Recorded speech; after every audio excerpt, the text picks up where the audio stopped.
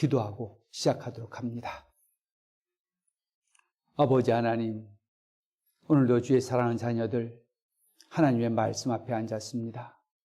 주의 권능 성령께서 우리와 함께 하셔서 이 말씀의 능력 안에 잡히게 해주시며 오늘 하루도 주님께서 주시는 지혜로 살게 하옵소서.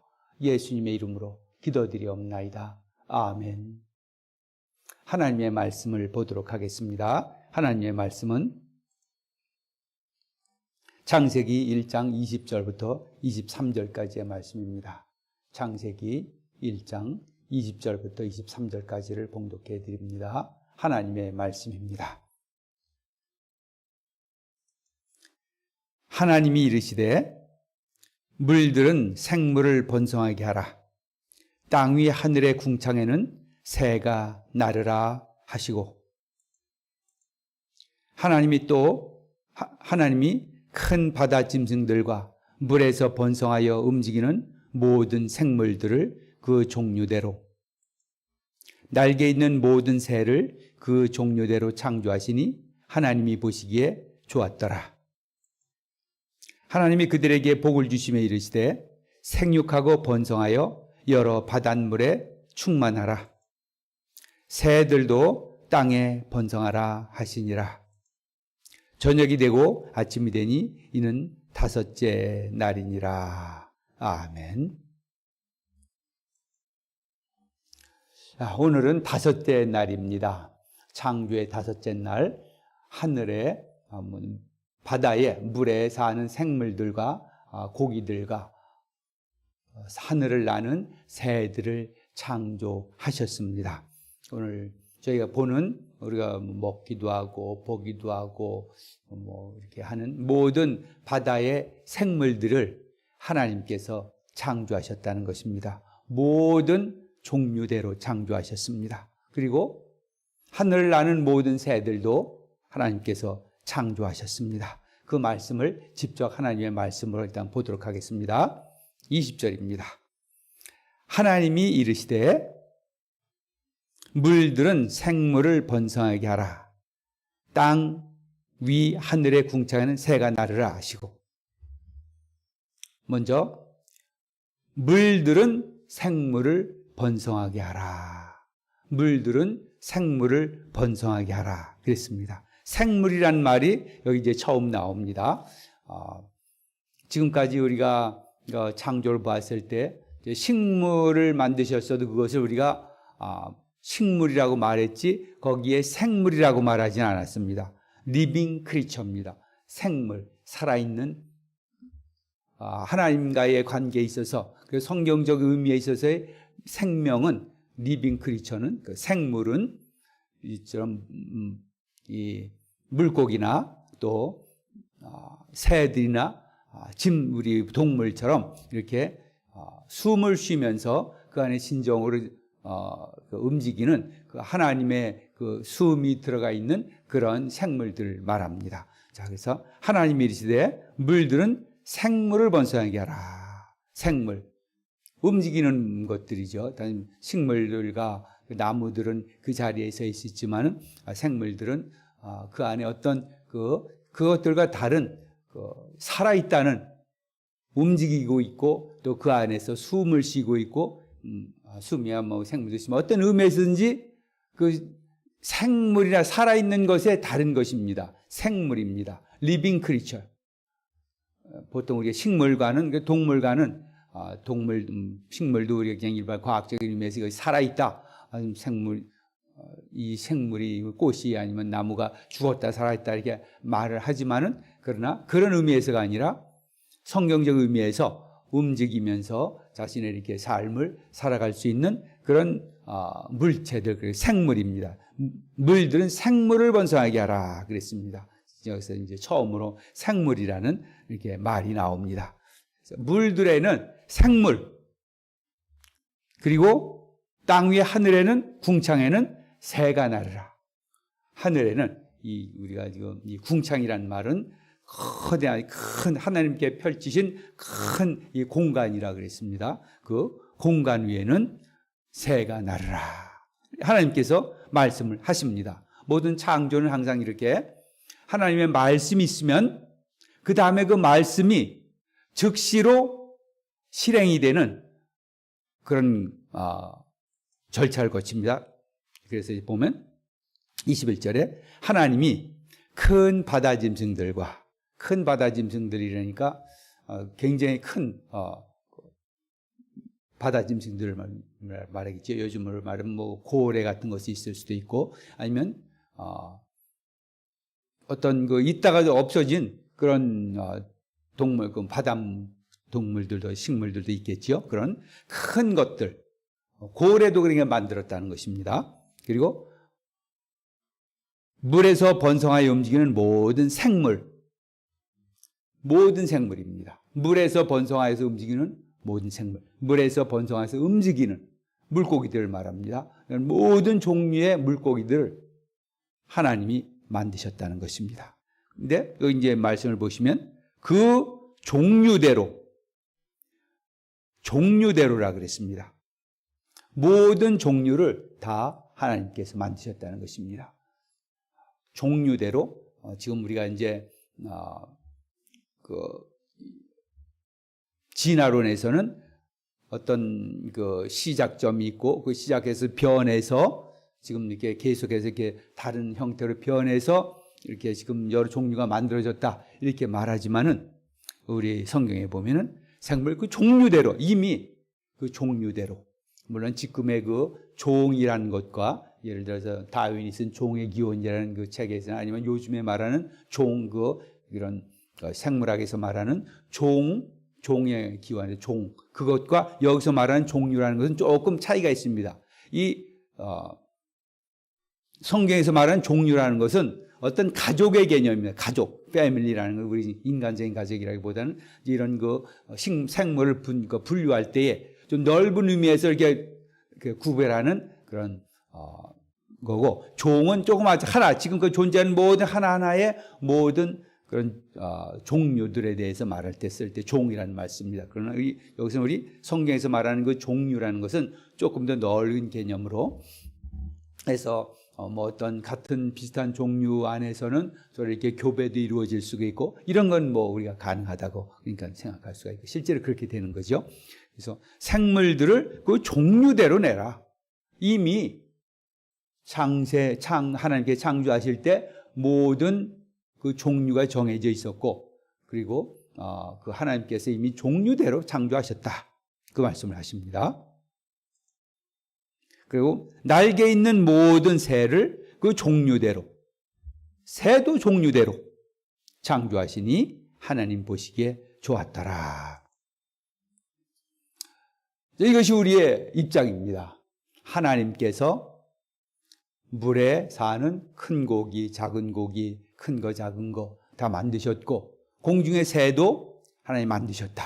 그리고 하나님 보시기에 좋았더라. 그것들이 모두 종류대로 만들어졌다. 자, 이것이 우리가 이제 성경에서 말씀하시는 거고, 우리가 믿는 것이고, 그것이 사실인 것입니다. 근데 이제 계속 어떤 다른 그 식물에서도 똑같은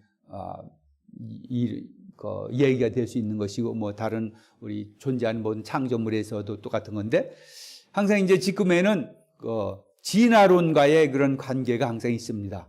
진화론을 주장하는 사람들은 사실은 굉장한 확신을 가지고 진화론을 말합니다. 그들은 이런 화석을 보고 그것들을 잘 보니까 사람이나 어떤 모든 존재하는 것들은, 특별히 이렇게 새, 물고기 이런 것들은 전부 진화해서 다른 종류가 변화돼서 다른 종류로부터 계속 다른 종류로 진화되어서 이게 왔다. 그것을 아주 굉장한 확신을 가지고 그렇게 얘기를 합니다. 근데 사실은 저희가 이 생물을 볼 때, 특별히 물고기나 새나 이런 것을 볼 때에 그것이 가지고 있는 그 아주 미묘하고 복잡한 면들, 아주 세미한 면들, 그리고 각각의 그 특징들이 아주 복잡하고 정교합니다. 우리가 뭐 이런 생물들 중에서도 아주 아메바와 같이 단세포 동물도 있지만은, 그러나 지금 여기서 말씀했던 그 물들의 큰 고기들, 이런 것들은 전부 아주 고도의 그 정교한 그 특징들을 가지고 있습니다. 어떤 것은 또 더 정교하고 어떤 건 정말 아주 특징이 너무 분명하고 도저히 우리가 어떤 그 진화론으로는 설명할 수 없는 아주 그 정교하면서도 복잡한 그런 신체의 기능들을 가지고 있습니다. 우리가 만약에 이 과학이 덜 발달됐을 때 아니면 과학이 이제 막 정말 발달하기 시작했을 때 그때는 충분히 이 진화론을 얘기해도 어느 정도 통할 수가 있었습니다. 왜 그러냐? 보니까 이렇더라. 지금까지 우리가 알고 있었던 건데 다르더라 이렇게 말할 수 있는데 이제 과학이 더 발달함으로 이제 그 사실들을 더 분명히 알게 됨으로 이제는 진화론이 참으로 어렵게 됐습니다. 물론 그 진화론을 주장하는 사람들은 그럼에도 불구하고 주장을 하지만은 지금의 이런 그 물고기나 새들이나 그 가지고 있는 정교함과 복잡성을 그 따지고 들어가다 보면 최근에 이런 생명과학들 이런 것들 보면은 어떻게 이렇게 정교할까? 그 정교한 거 우리 봅니다. DNA라는 것이 있습니다. 그 분자라는 것이 있습니다. 그것이 다 그 안에 들어있는 그 정교함이라는 것은 도저히 설명할 수 없는 겁니다. DNA가 어떻게 되어 있으면서 어떻게 되어 있고 그것이 어떤 작용을 통해서 어떻게 기능하고 있고 하는 것들은 정말 이것은 그냥 자연적인 어떤 그 절차를 거쳐서 그냥 이렇게 생존하면서 이렇게 발전해 온 것이라고 보기에는 너무나도 어려운 그런 아주 특징들이 그리고 아주 세미하고 정교한 그런 것들이 다 있습니다. 여러분 우리 몸이 지금 사람도 몸도 이렇게 이제 봅니다. 그리고 우리 안에 이루어지고 있는 모든 그런 그 신진 대사들 이런 것들 모두가 어떻게 이렇게 될 수 있을까? 자, 이것뿐만이 아니고 또 진화론은 항상 이제 말하는 것이 어떤 시작점이 있습니다. 거기서 어떻게 된 겁니다. 변화된 겁니다. 그렇다면 항상 문제가 그 시작점은 그것이 뭐 정교한 것이든지 아니든지 가장 이렇게 기본적인 그냥 형태이든지 그것은 어디에 났느냐? 이 설명할 수가 없는 겁니다. 그냥 어디서부터 있다. 그렇게 진화론이 말하는 것은 결국에는 창조자가 있다는 것을 말할 수밖에 없습니다. 그 처음에 시작했을 때 그 시점, 그 어디냐? 그리고 우리가 가지고 있는 이 정교한 이 식물들과 고기들인가 새들이나 가지고 있는 그 각각의 특징들 그런 것들이 어떻게 되느냐? 자, 특별히 이제 화석은 주로 외적인 형태를 우리가 봅니다. 예를 들어서 화석에 있는데 화석 속에 뭐 부리가 어떻게 생겼다, 뭐 다리가 어떻게 생겼다, 뭐 인간의 사람 그 화석의 뭐 그 형태가 어떻다 이런 건 전부 우리 컴퓨터로 말하면 하드웨어입니다. 하드웨어. 겉으로 드러난 그런 것들입니다. 모양이 어떻게 변했다든지. 그래서 뭐 이렇게 모양을 변해놓고 또 쭉 이렇게 모양이 변했을 거라. 이렇게 얘기도 합니다. 그런데 그 안에 있는 그 기능들은 뭐 숨쉬는 기능이든지 소화시키는 기능이든지 더군다나 그런 그 생물들을 구성하고 있는 그 기능들이 어떤 그 각각 기관들과 아니면 또 세포의 기능들이 이것은 소프트웨어입니다. 그것은 화석으로 저장되어 있는 것이 아니고 우리 지금 그 생명과학이나 이런 일반적인 그 생물학에서 우리가 이제 발견해내는 것들입니다. 이런 아주 정교한 염색체라든지 뭐 DNA라든지 분자라든지 이런 것들을 우리가 알고 나서는 이건 어떻게 이렇게 정교하게 특수한 목적을 가지고 이런 것들이 이렇게 생겨날 수 있는가?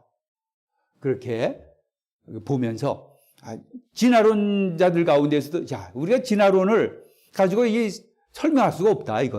이런 것들은 우리가 군 그 어떤 진화론을 주장하는 분들이 그 뭐 신을 믿든지 안 믿든지 하나님을 믿든지 안 믿든지 이것은 우리가 진화론을 설명할 수 있는 것이 아니다.